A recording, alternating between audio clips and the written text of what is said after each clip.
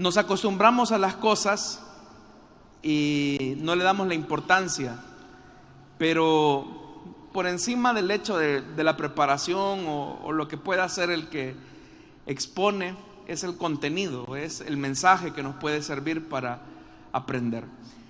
El Salmo 103, vamos a leer los versículos del 10 en adelante. Dice: el Señor es clemente y compasivo, lento para la ira y grande en amor. No sostiene para siempre su querella, ni guarda rencor eternamente. No nos trata conforme a nuestros pecados, ni nos paga según nuestras maldades. Tan grande es su amor por los que le temen, como alto es el cielo sobre la tierra. Tan lejos de nosotros echó nuestras transgresiones, como lejos del oriente está el occidente. Tan compasivo es el Señor con los que le temen, como lo es un padre con sus hijos. Él conoce nuestra condición, sabe que somos barro. Amén. Hermanos, desde hace algunos lunes hemos estado abordando el tema de la consejería en nuestra tarea de hacer discípulos. Y es importante este tema porque las personas en la célula, en los sectores, se acercan a nosotros para exponernos sus necesidades.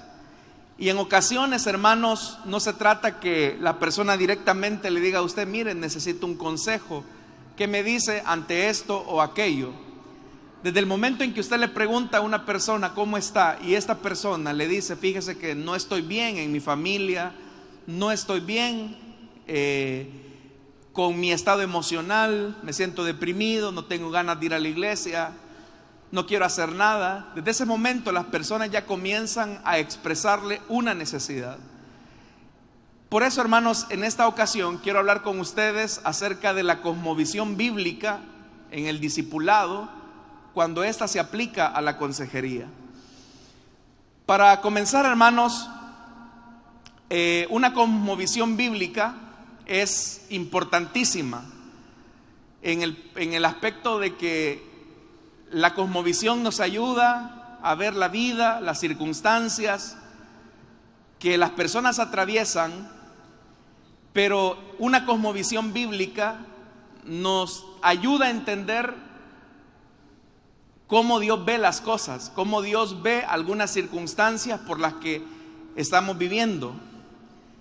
Y acá, hermanos, es importante entonces que nosotros comprendamos la necesidad de tener nosotros una cosmovisión bíblica y saber aplicar esa cosmovisión al momento de ayudar a una persona. Vamos a comenzar diciendo que muchas personas, y pueden ser cristianos o incrédulos, tienen expectativas poco realistas acerca de la vida, de las personas. Y cuando una persona tiene expectativas poco realistas acerca de las personas o de las circunstancias o de la vida misma, eso, hermanos y hermanas, puede conducir a una persona a una frustración que, si se prolonga, lo puede conducir inclusive hasta una depresión. Por eso es importante que nosotros recordemos dónde vivimos, dónde estamos. Es decir, estamos en un mundo caído, en un mundo donde nuestras circunstancias son de pecado. Todo en la vida, todo, hermanos, es disfuncional si lo vemos desde un punto de vista.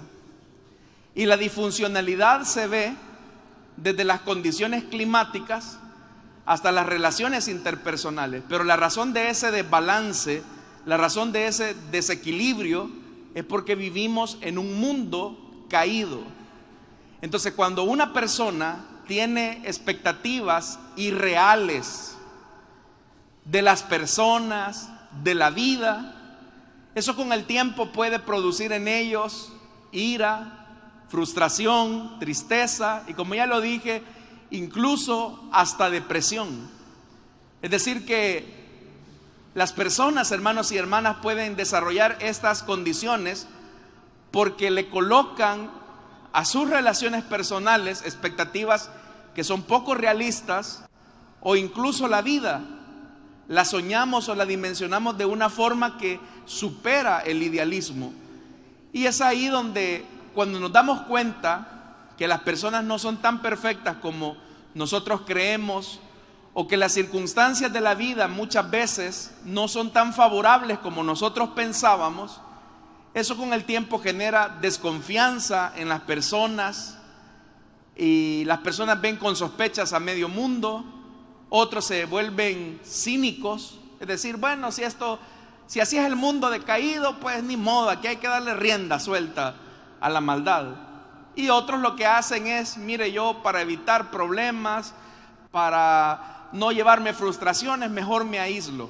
Y todo eso, hermanos, está mal, porque en realidad, a fuerza de ser honesto, esos comportamientos de las personas surgen por sus expectativas irreales.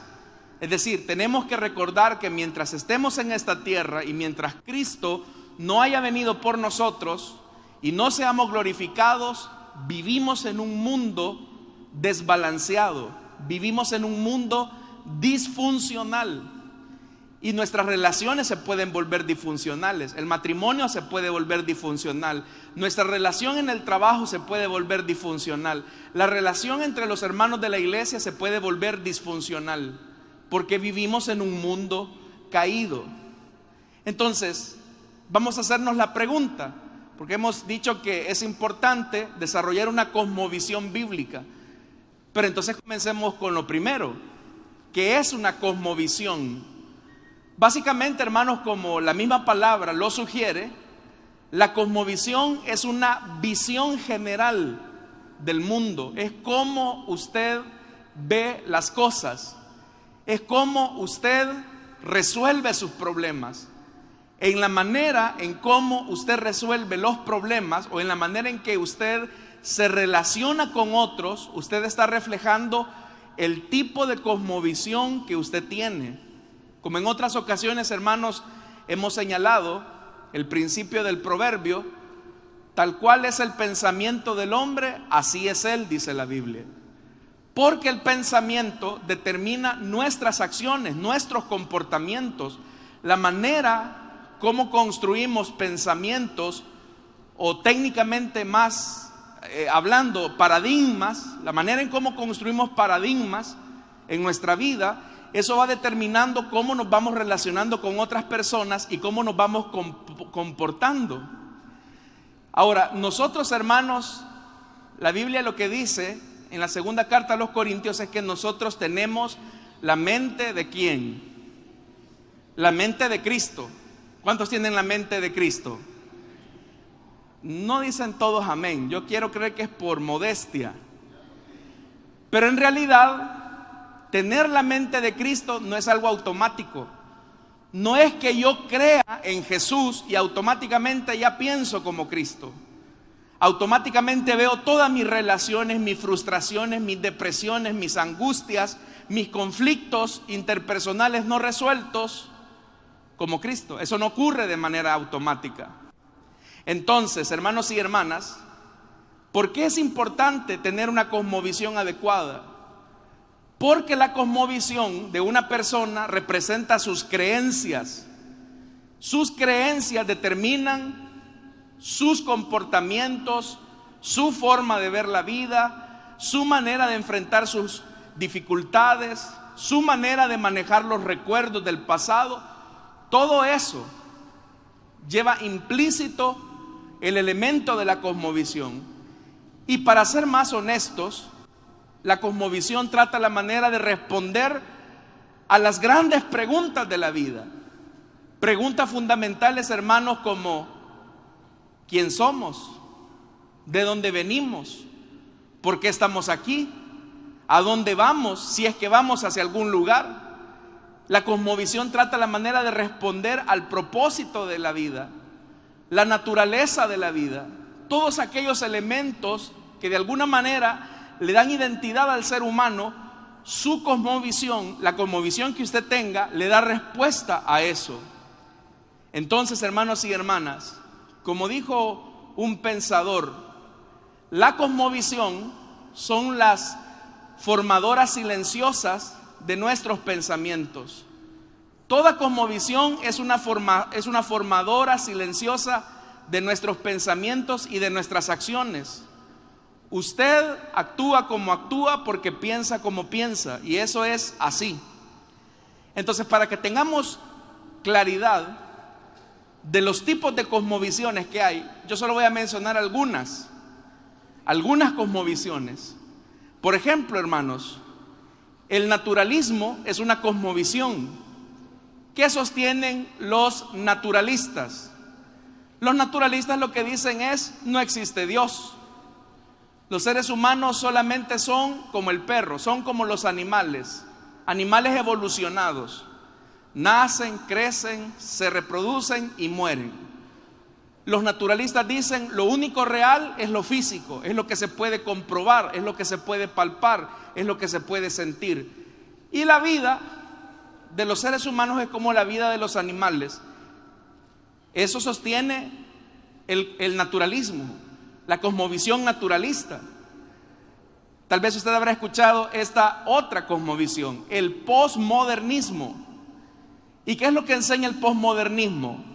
Bueno, que no hay verdades absolutas, que las verdades son relativas, la moral, la ética es relativo, no existen estándares objetivos de la realidad.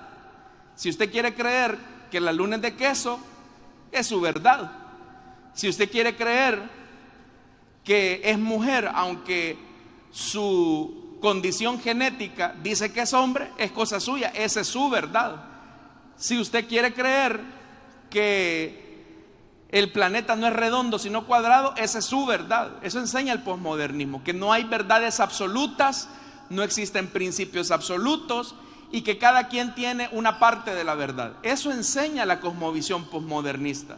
Y en el aspecto religioso, el posmodernismo lo que dice es: si tú quieres creer que después de esta vida hay una eternidad, es asunto tuyo.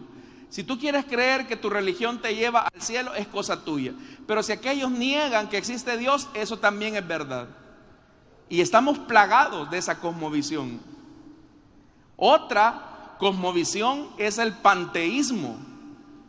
¿Y qué es el panteísmo? El panteísmo lo que sostiene, hermanos, es que Dios está en la totalidad de la realidad.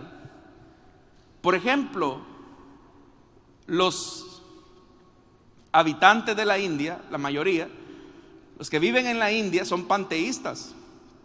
La vaca es un dios reencarnado, la hormiga es un dios, el árbol es un dios, todo es un dios. Y los seres humanos también somos mini dioses. Entonces, ¿qué propone el panteísmo? Diviniza la naturaleza. Entonces, no hay un solo Dios verdadero, todos somos dioses. Hay un aspecto de la divinidad en toda la naturaleza, así que no hay dioses absolutos. Eso es una cosmovisión actual. Otro, hermanos y hermanas, es el pluralismo. ¿Y qué sostiene la cosmovisión pluralista? Los pluralistas lo que dicen es: todas las religiones llevan a Dios. No hay una sola religión que nos conduzca correctamente al Dios verdadero. Todos los caminos son válidos. Si usted quiere ser católico y creer que ese camino lo lleva a Dios, está bien. Si usted quiere ser mormón y creer que le espera una realidad allá en el nirvana, está bien. Si usted quiere creer en cualquier otra cosa, cualquier otra expresión filosófica que lo lleve a la eternidad, está bien. Incluso, hermanos y hermanas, el pluralismo ha llegado a tal punto que se desliza tan fácilmente hasta llegar a un punto de ecumenismo. Yo no quiero, hermanos, entrar en una discusión sobre ese aspecto, pero llega un momento en que la frontera entre el pluralismo y el ecumenismo casi que se encuentran frente a frente. Otra cosmovisión no cristiana es el Islam. El Islam es la religión de mayor crecimiento actualmente en el mundo. ¿Y qué sostienen? los que practican el Islam? Bueno, primero, que hay un solo Dios. Segundo, que ese Dios no tiene un hijo. Tercero, que todo lo que Alá quiera revelar, lo ha revelado a través de Mahoma, su siervo, el profeta. Y que las verdades eternas de Alá se encuentran en el Corán. Entonces, los musulmanes rigen su vida por lo que dice el Corán. Esa es otra cosmovisión no cristiana. Pero note, cada una de ellas, estos ejemplos, van determinando las conductas y los comportamientos de las personas. Pero veamos otro. Hermanos, es más común a nosotros. Es más común a nosotros, aunque no lo identificamos tan claramente. Y es el deísmo terapéutico moralista.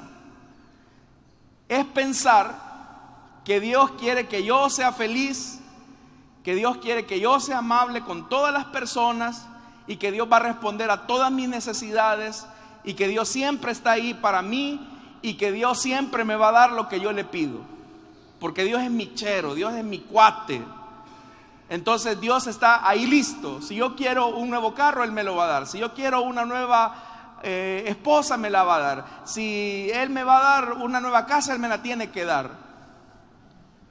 Entonces, el deísmo le hace creer a la gente que Dios está al servicio de las personas y que Dios está listo ahí para complacerle los caprichos.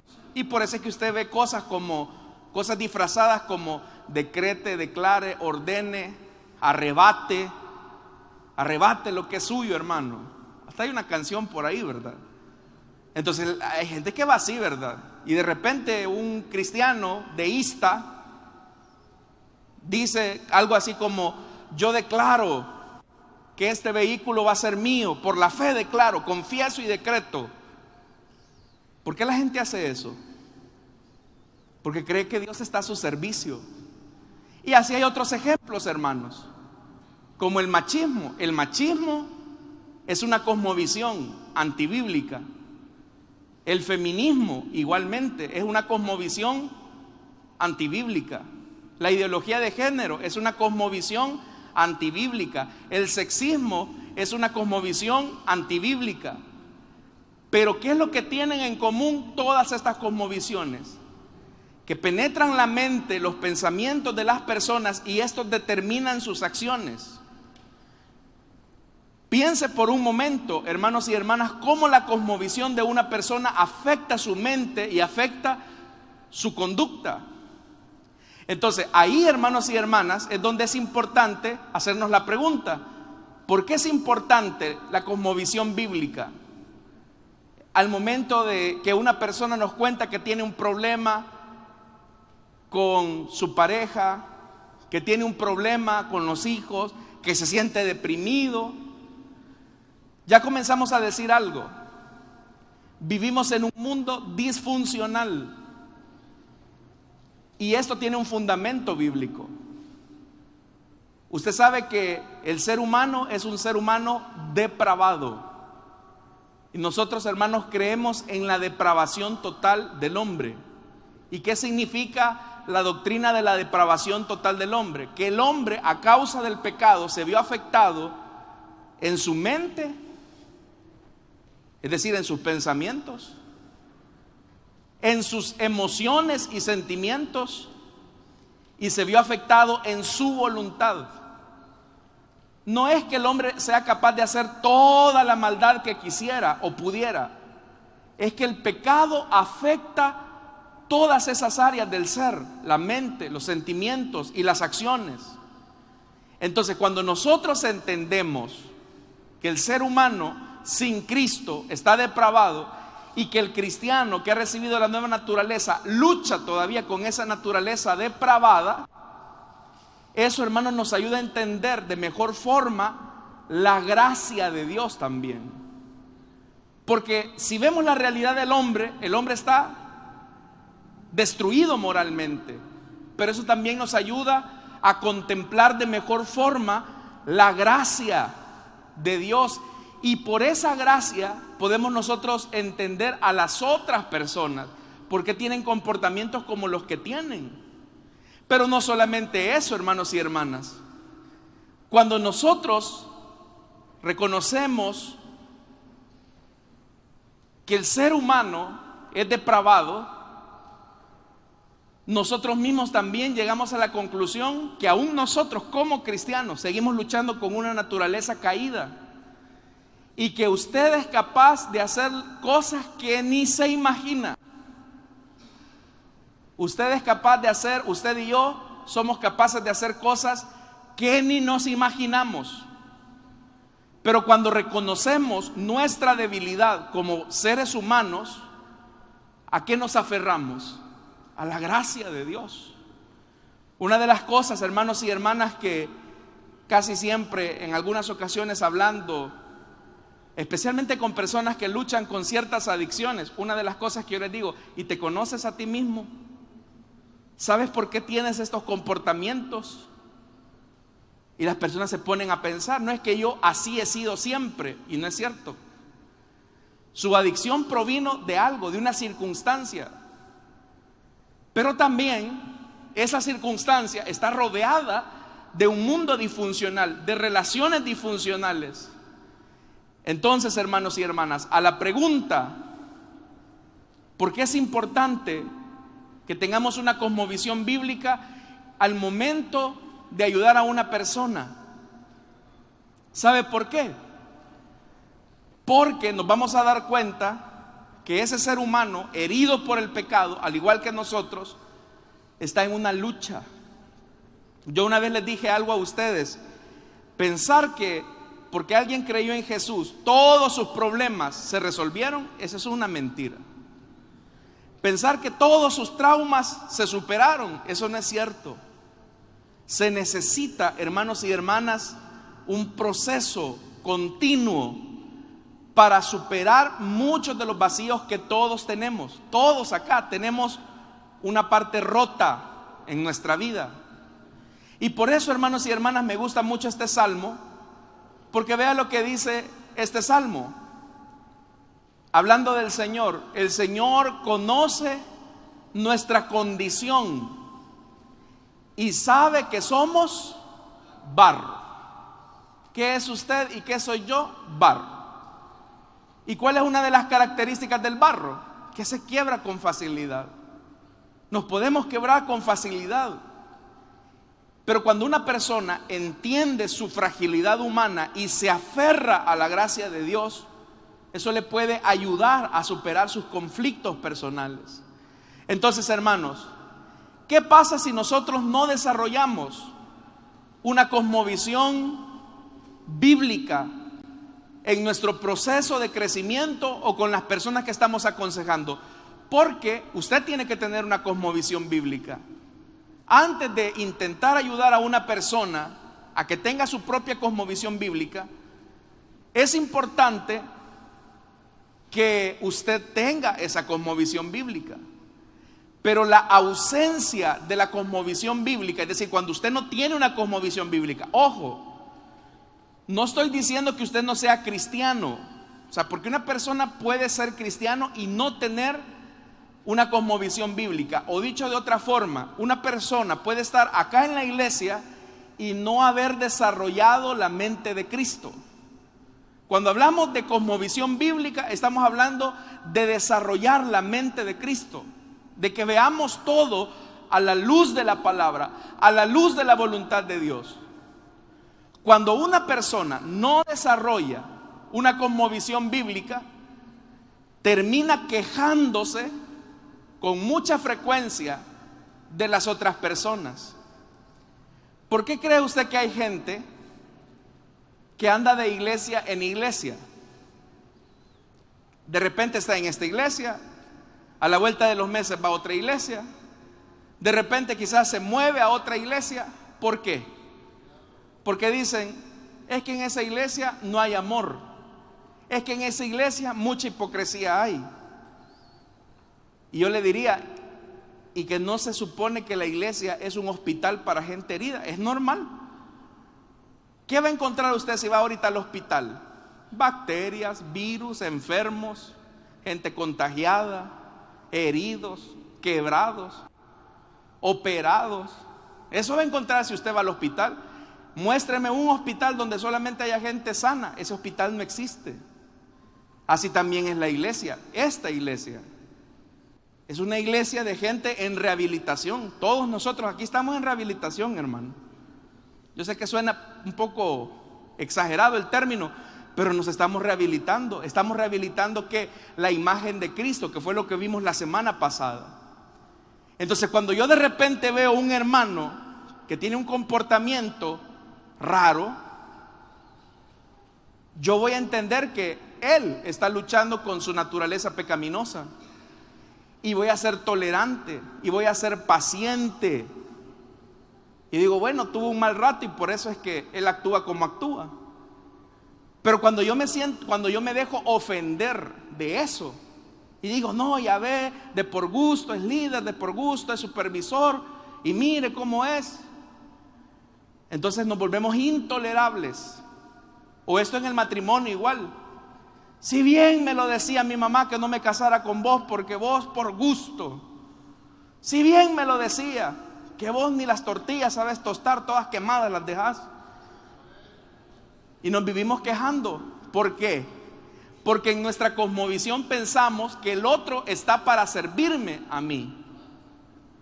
Vaya, vamos a hacer este ejercicio con este pasaje. Veamos cómo los discípulos tenían una cosmovisión equivocada acerca de quién es el más importante en el reino de Dios. Mire lo que dice este pasaje de Mateo. En ese momento, los discípulos se acercaron a Jesús. Y mire la pregunta que le van a hacer. ¿Quién es el más importante en el reino de los cielos? Ya desde que ellos estaban haciendo la pregunta, ya estaban mal. Es como que yo les preguntara a ustedes, hermanos, así sonaría de agrandado. Hermanos, ¿y aquí en esta iglesia quién predica mejor? ¿Yo o los demás pastores? Algo así suena. Ellos pensaban que Jesús les iba a decir, el más importante en el reino de los cielos son ustedes, mis apóstoles. Ellos querían escuchar esa respuesta, porque su cosmovisión acerca de quién es el más importante, según ellos, estaba dado por la posición o la cercanía con Jesús. Y vea la lección que Jesús les dice.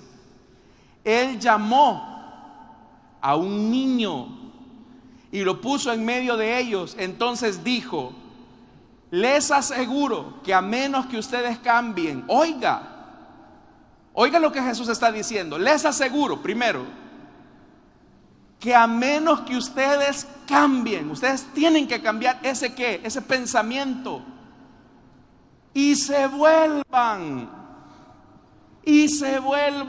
como niños.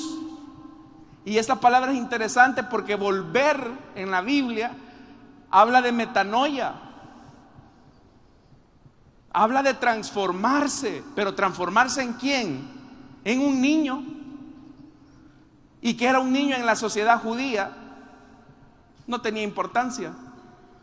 Entonces vea lo que dice. Si ustedes no cambian su pensamiento, si ustedes no se transforman como este niño, no entrarán en el reino de los cielos. Y ahora viene Jesús y les cambia más el cassette, porque dice el verso 4: por tanto, el que se humilla como este niño será el más grande en el reino de los cielos. El que se humilla. Pero ¿cuál era el concepto, la cosmovisión que los discípulos tenían? El que se vanagloria que tiene a Jesús cerca, el que se echa flores porque no, si Jesús es mi cuate y yo soy su discípulo. No les dijo, el más grande es el más pequeño, y el pequeño tiene una característica. ¿Cómo logramos cambiar una cosmovisión? ¿Cómo nos volvemos como niños o cómo cambiamos el pensamiento? Ahí lo dijo Jesús, humillándonos. Hay muchas cosas que nosotros las defendemos a capa y espada porque somos orgullosos. Pero, o sea, no es lo mismo decir, necesito pedir perdón, aunque eso implique que me humille. No, ya me voy a andar rebajando yo, rogando a esta. O sea, yo no lo hago. Ah, no tienes la cosmovisión bíblica. Y puede ser cristiano y no haber desarrollado la mente de Cristo. Ahora, ¿qué ocurre? Nosotros, cuando enseñamos a otras personas, cuando tratamos de orientarles, tenemos que enseñarles, hermanos y hermanas, a que tengan esa cosmovisión bíblica. Pero ¿qué significa tener la cosmovisión bíblica? Ojo, tener cosmovisión bíblica no es tener conceptos de teología en la mente. Tener una cosmovisión bíblica no es saber la doctrina. Tener una cosmovisión bíblica es que lo que pensamos, lo creemos y lo vivimos. Entonces, tener esa cosmovisión bíblica nos lleva a sujetarnos a lo que Dios dice en su palabra. Nos lleva a aplicar la palabra y hacerlo de manera coherente. Yo les he dicho a ustedes algo. ¿En qué se define la madurez cristiana? Madurez cristiana es la coherencia entre lo que yo pienso y hago, pero lo hago de manera perseverante. Si usted está enfermo, usted va donde su médico y usted se sujeta a lo que el médico le va a decir. Entonces el médico le dice: don fulano, usted tiene esta enfermedad, pero para esta enfermedad que usted tiene que aplicar este medicamento, pero lo va a aplicar por 15 días consecutivos, sin dejar de aplicarlo en cada uno de esos días. Pero ¿qué viene, hermanos y hermanas? ¿Qué sucedería si de repente el enfermo va donde el médico y le dice: doctor, fíjese que me he sentido un poco mal de esto y de esto y aquello? Y viene el médico y le dice: mire, señor, usted tiene esta enfermedad. Y como usted tiene esta enfermedad, entonces este es el diagnóstico. ¿Y qué pasaría si el paciente le dice al médico: ¿cómo se atreve a decir que yo tengo esta enfermedad? ¿Cómo se atreve a decirme que yo soy enfermo? Ah, soy enfermo, ¿eso es lo que me quiere decir? Sí, señor, eso es lo que le estoy diciendo. Su conducta, sus síntomas demuestran que usted está enfermo y que la medicina es esta. Vaya, está bien. Acepto que soy enfermo y acepto que me dé la medicina, pero yo no me la voy a aplicar los 15 días, solo 10. Usted, hermano, ni se va a curar. Eso ocurre con los cristianos hoy en día. Nosotros vamos a la palabra de Dios y el médico de médicos nos pide que nos sujetemos a su palabra. Y Él nos pide que apliquemos la palabra todos los días en todas las áreas de la vida. Pero venimos nosotros, no nos queremos sentir enfermos. ¿Sabe cuál es el problema de los hombres? Y me incluyo, que no nos gusta ir al médico. Dicen amén los hermanos. Solo yo dije eso.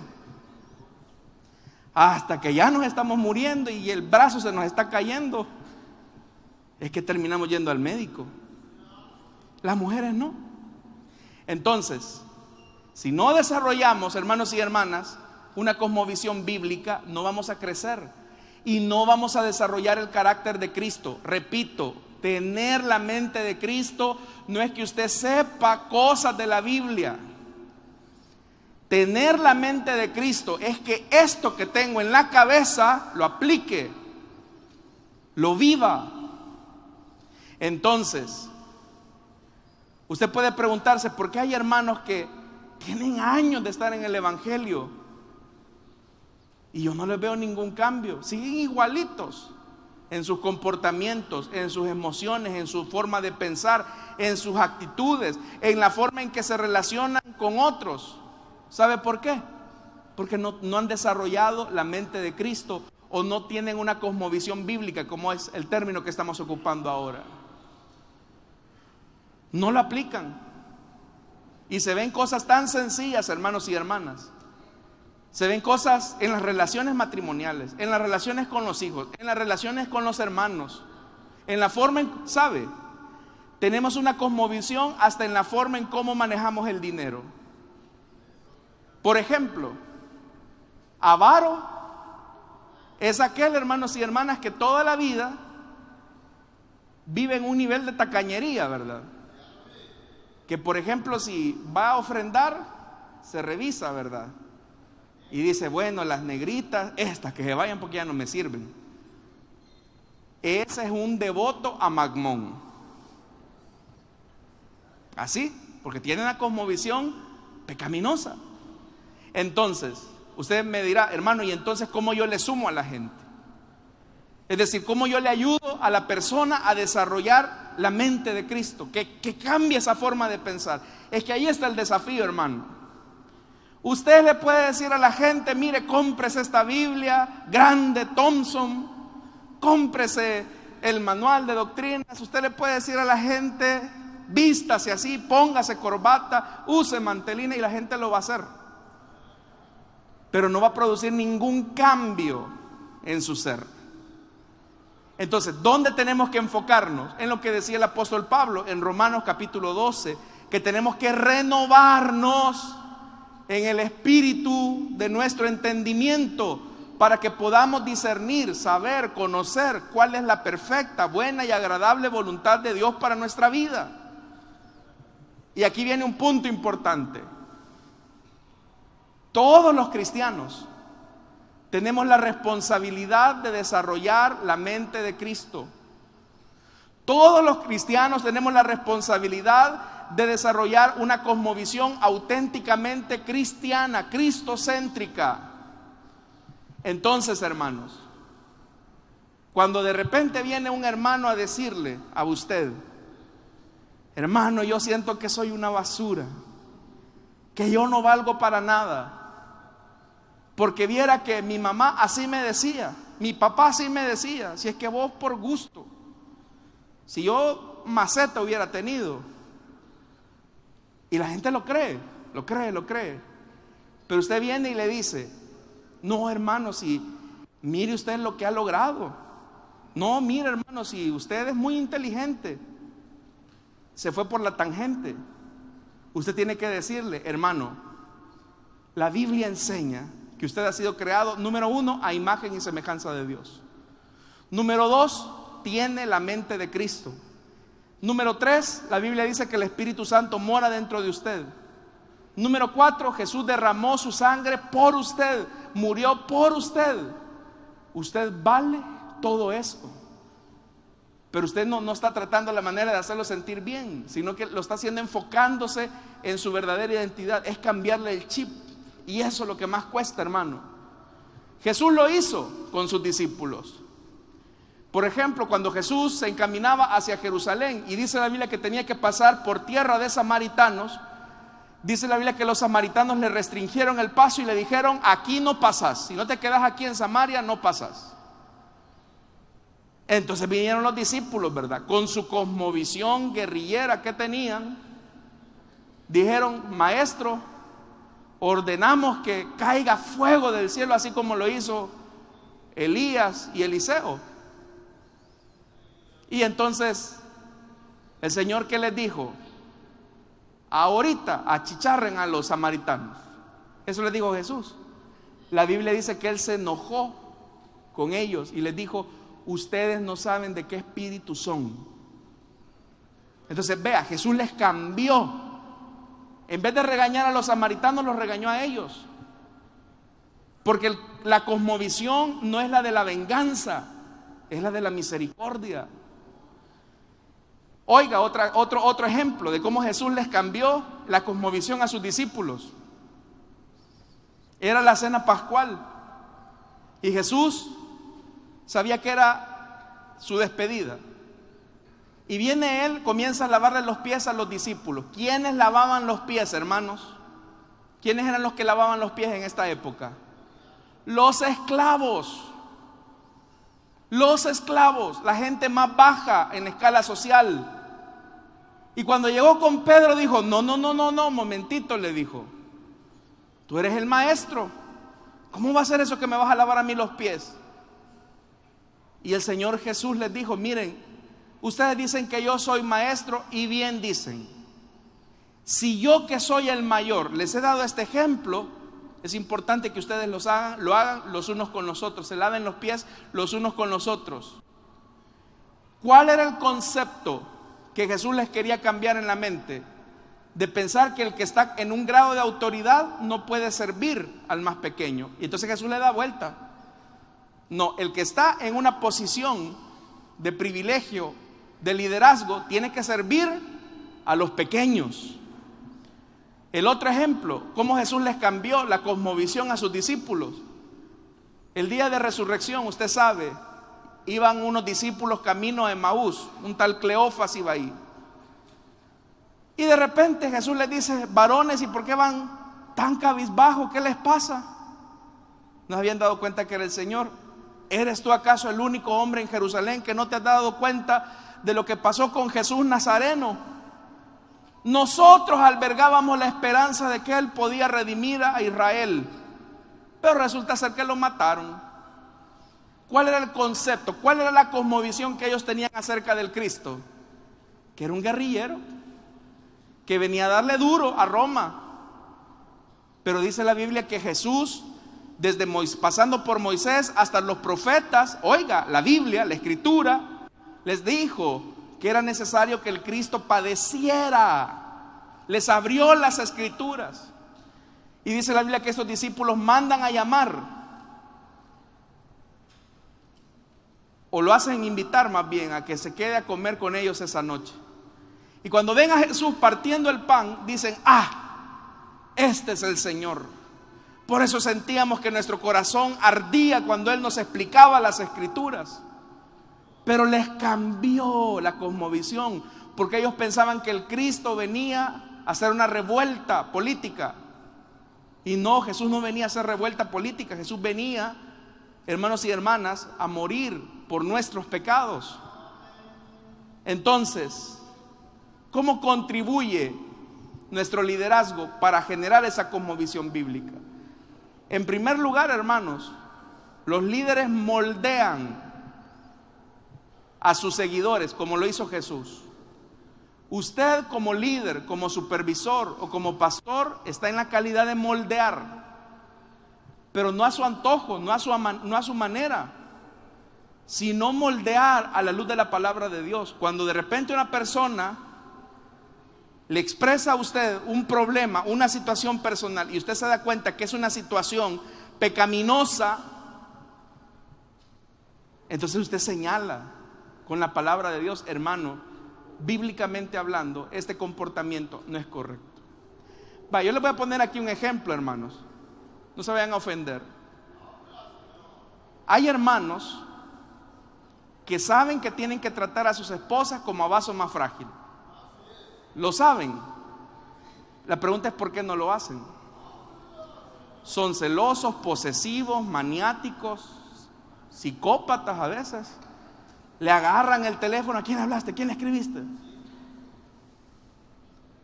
Entonces ese hombre sabe, tiene un concepto, pero ese concepto no baja al corazón. Entonces uno puede tener conceptos, y tener conceptos no es que sea malo. Tenemos que hacerlos que bajen. Entonces, como líderes, nosotros debemos de moldear a los discípulos, a los que nos buscan, sobre lo que es real, sobre lo que es la verdad, sobre lo que es lo correcto y sobre lo que es importante. Real, verdad, correcto, importante. Hermano, mira este muchachito rebelde que tengo. Si es que este es el vivo diablo, la cola de Judas es. Pero viera qué rebelde, hoy está consumiendo marihuana, está tomando, va mal en las notas. ¿Y yo qué voy a hacer? ¿Qué debe de hacer? ¿Qué le dice la Biblia que hay que hacer? ¿Qué es lo que dice la Biblia? O mire, hermano, y hay otros que se van al extremo, que son permisivos, le dejan pasar todo. Entonces los extremos son malos. Pero ¿por qué nos comportamos como nos comportamos? Porque tenemos pensamientos que no son de Cristo. Amén, hermanos. Bueno, el tiempo ya nos avanzó, hermanos, pero pueden reunirse unos 5 minutos por lo menos a considerar esta pregunta.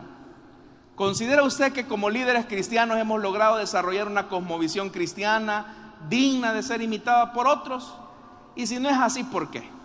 Pueden reunirse, hermanos, unos 5 minutos por lo menos para discutir esta pregunta.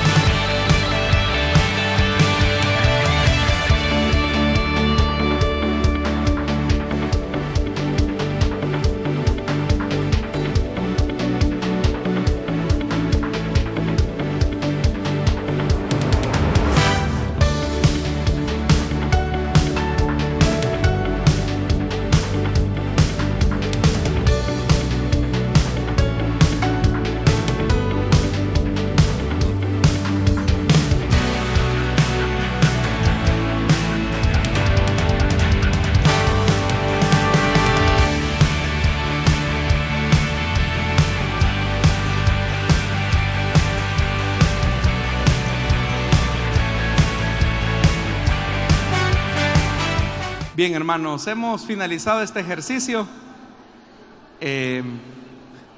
Yo sé que el tiempo pasa rápido, hermanos.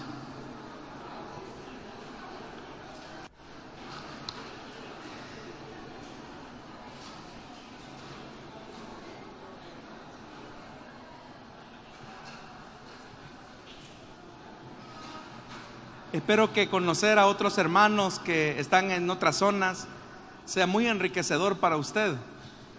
A veces uno los ve solamente entre culto y culto, pero no nos hemos relacionado con ellos. Pero esta es la oportunidad para hacerlo.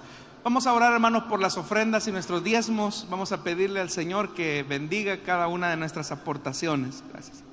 Oremos, hermanos. Padre que estás en los cielos, gracias te damos, Señor, por esta oportunidad que tú nos das. Queremos pedirte que bendigas nuestros diezmos, nuestras ofrendas. No te damos de lo que nos sobra, sino de lo mucho que tú nos das en Cristo Jesús. Amén y amén.